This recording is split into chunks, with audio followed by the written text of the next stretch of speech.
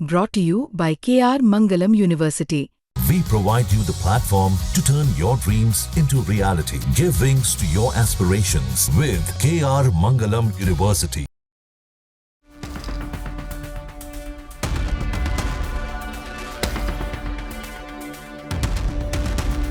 जहां दुनिया आज भी डॉलर की गुलामी में जकड़ी हुई है, वहीं भारत का रुपया चुपचाप एक वैश्विक ताकत बनकर उभर रहा है।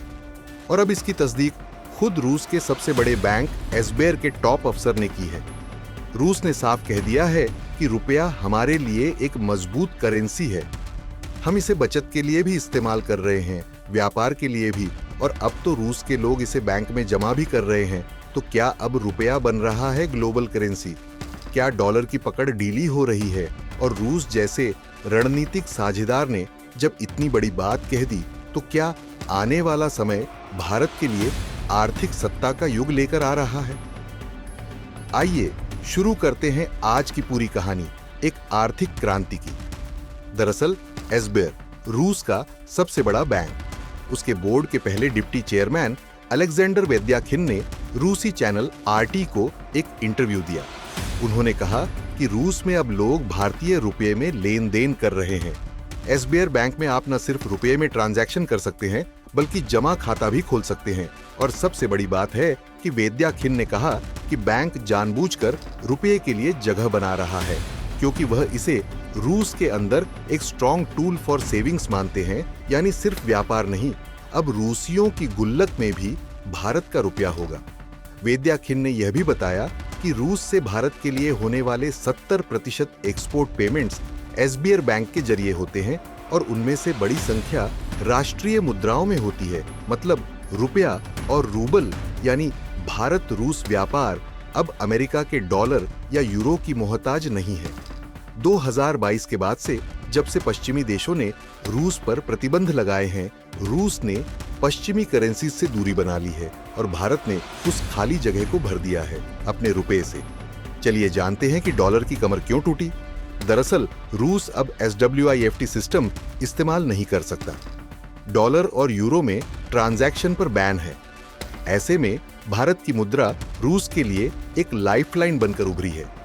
एसबीआई ने अब रुपये में ट्रांजैक्शन, सेविंग अकाउंट, डिपॉजिट और यहां तक कि रुपये में लोन देना भी शुरू कर दिया है।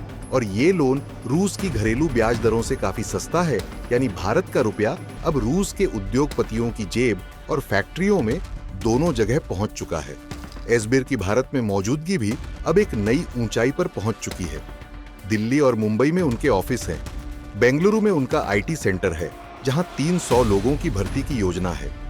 वेद्याखिन ने खुद कहा कि भारत एक दोस्ताना बाजार है। दिल्ली और मुंबई के लोग बेहद पॉजिटिव हैं।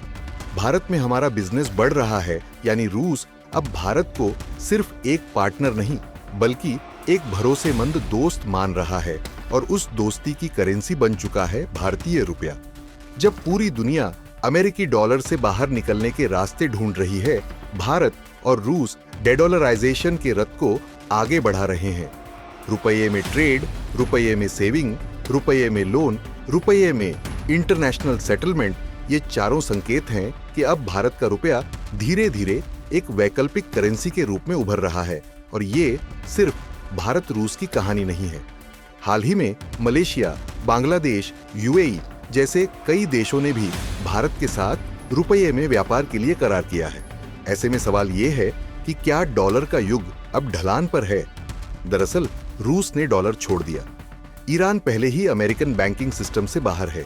चीन भी युआन में व्यापार को प्रमोट कर रहा है, और भारत रुपये को ग्लोबल करेंसी बनाने की दिशा में ठोस कदम उठा रहा है।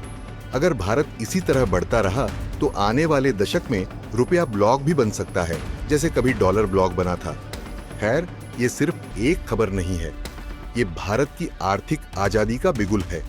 जब रूस जैसे महाशक्ति राष्ट्र कहे कि हम भारत के रुपये को अपनी बचत करेंसी बना रहे हैं, हम भारत के रुपये में व्यापार कर रहे हैं, हम भारत के रुपये में लोन दे रहे हैं, तो इसका मतलब है कि भारत अब सिर्फ बाजार नहीं, एक नेतृत्व करता है। अब वक्त है भारत को डॉलर की गुलामी से पूरी तरह आजाद करने का।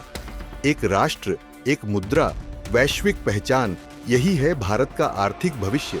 नीचे कमेंट करके बताएं कि क्या भारत का रुपया वाकई ग्लोबल करेंसी बन सकता है। हाँ या ना में कमेंट करके जरूर बताएं।